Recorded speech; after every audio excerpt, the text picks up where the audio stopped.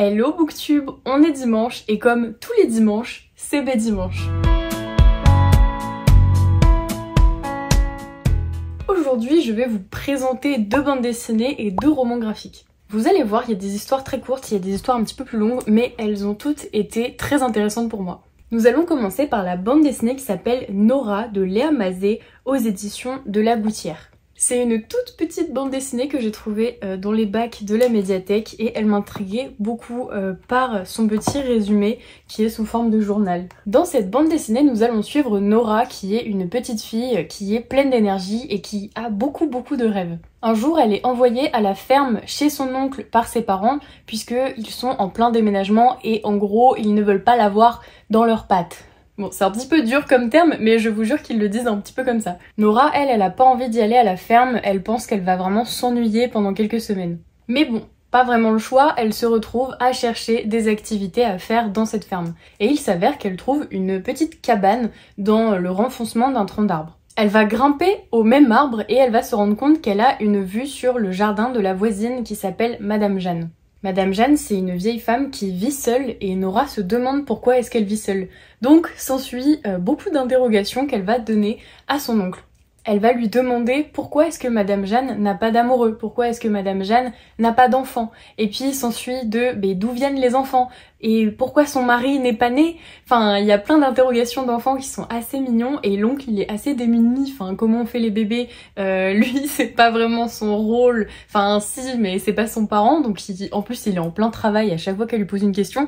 Donc la petite fille arrive, pleine d'énergie, lui demande tonton, c'est quoi la guerre, c'est quoi la mort, comment on fait les bébés. Et son oncle à chaque fois lui dit Nora, enfin 2 secondes, c'est peut-être pas le moment de te dire ça, t'es un petit peu jeune. Enfin bon.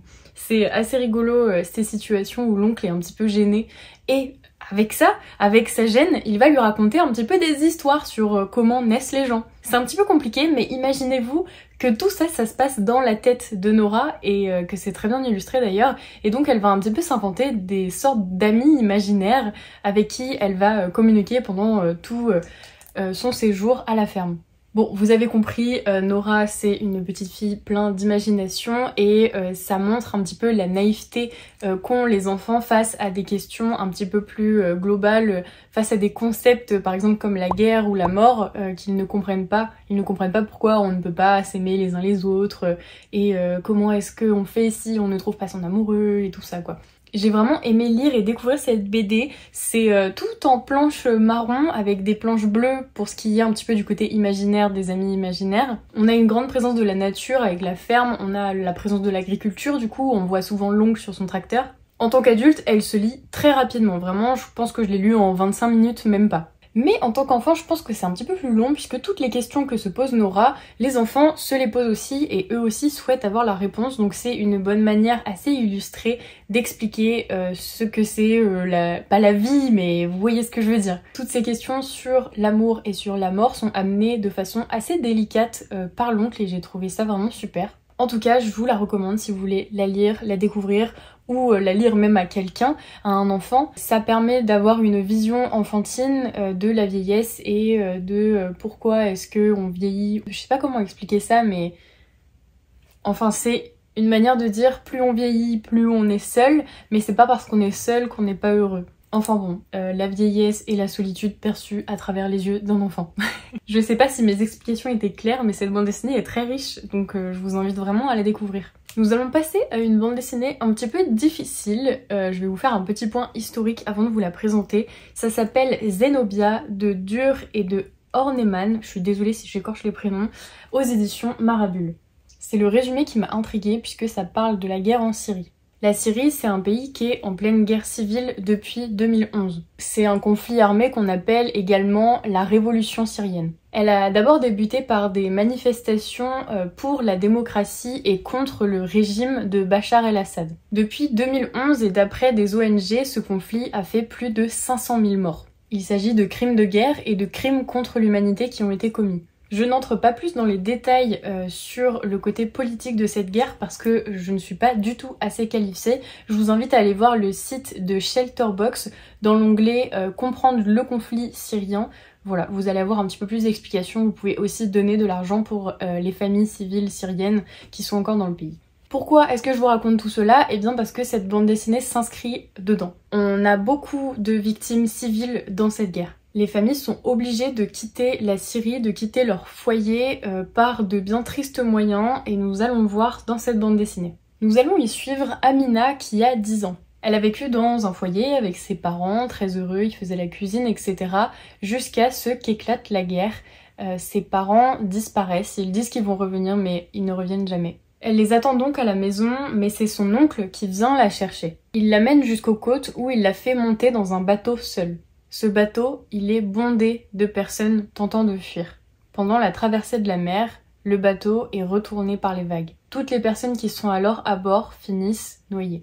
Amina se retrouve donc dans ce bleu infini à se remémorer ce qu'était sa vie avant la guerre. Mais surtout, elle va penser à une histoire que lui racontait sa mère plus jeune, c'est l'histoire de Zénobia. Elle lui disait « Amina, tu es forte comme Zénobia ».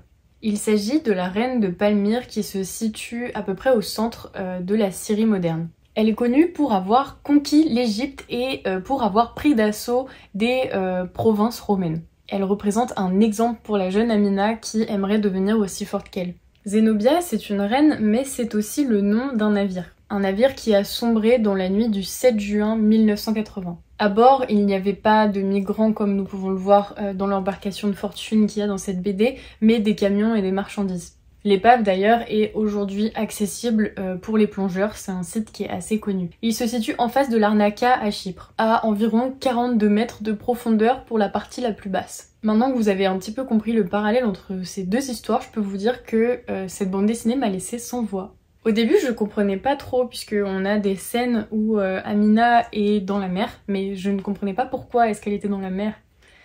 Et le découvrir, c'est bouleversant. Dans la tragédie de cette BD, c'est surtout un message que les auteurs ont essayé de faire passer. De nombreux bateaux partent fréquemment de la Syrie ou du Liban avec à bord bien trop de passagers pour la capacité du navire. Encore en 2022, on pouvait lire plusieurs articles intitulés je cite, « Plus de 90 migrants qui tentaient de rallier clandestinement l'Europe sont morts noyés au large de la Syrie. » Vous en avez vraiment un nombre incalculable. On retrouve des corps sur les plages, des corps de migrants. Bon, je vais pas rentrer dans les détails parce que c'est très morbide, mais cette bande dessinée dénonce cela. C'est très court, mais ça en dit long.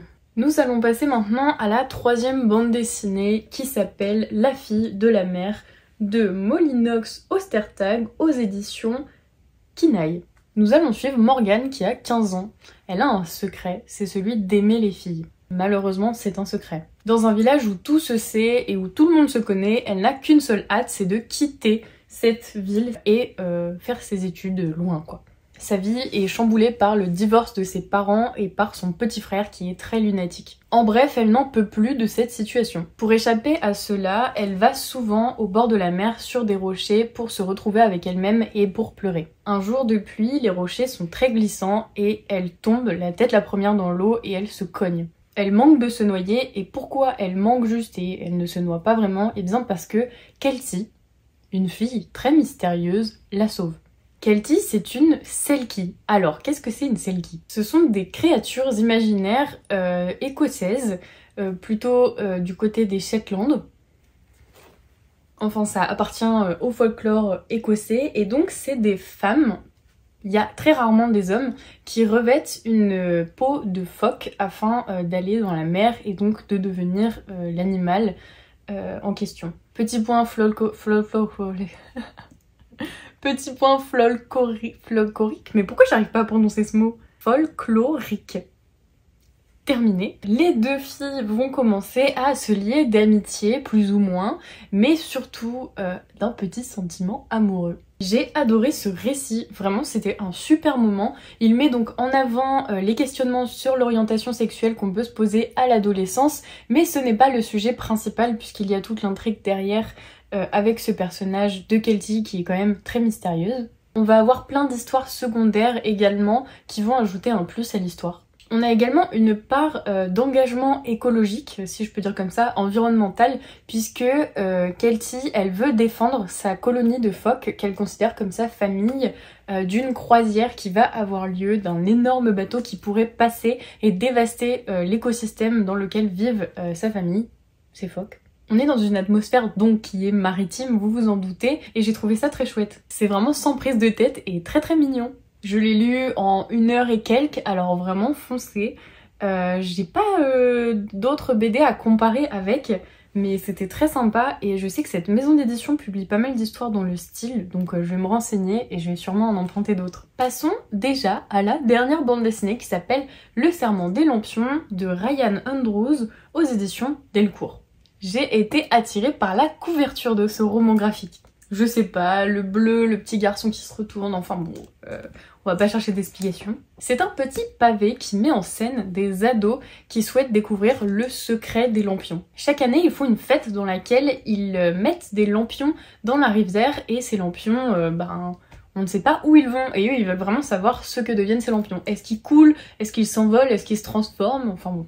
Pour cela, ils élaborent une sorte de plan et ils font un serment dans lequel il faut suivre les lampions sans jamais se retourner. Même si ça va très très loin, il faut jamais se retourner, jamais se décourager, comme ça on découvre le secret des lampions. Bon, le jour J, il s'avère qu'il y a beaucoup d'abandon puisqu'ils ne finissent qu'à 2 à traverser le pont qui était interdit par leurs parents puisque c'était un petit peu trop loin du village. Et donc on va retrouver Nathaniel et Ben. Les 2 personnages vont vivre ensuite une aventure que je qualifierais plutôt d'onirique. Ils rencontrent un ours qui parle, qui fait du vélo avec eux, ils rencontrent une espèce de sorcière qui vit dans une montagne cachée, qui a une cave avec un géant lézard. Enfin bon, c'est vraiment très imagé, mais j'ai trouvé ça très sympa aussi puisqu'on a vraiment libre cours à une imagination débordante. La 4e de couverture dit que c'est un mélange entre Miyazaki, Edgar Allan Poe et Lewis Carroll, et je trouve que c'est vraiment ça puisque j'ai retrouvé un peu ce côté Alice au pays des merveilles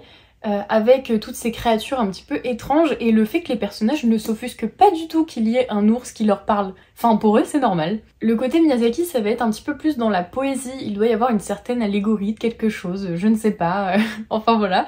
Et pour Edgar Allan Poe c'est les créatures qui sont étranges puisque on a des sortes de monstres qui ne parlent pas, mais je vous laisse découvrir puisque sinon je vais tout vous raconter. C'est assez long à lire, mais j'ai toujours eu envie de savoir la suite, de découvrir ce qui allait arriver ensuite, puisque en fait on s'attend à tout. Je l'ai donc lu d'une traite, et si au départ on part d'un monde qui peut nous sembler réel, appartenant au réel du moins, eh bien on va carrément dans quelque chose de complètement imaginaire.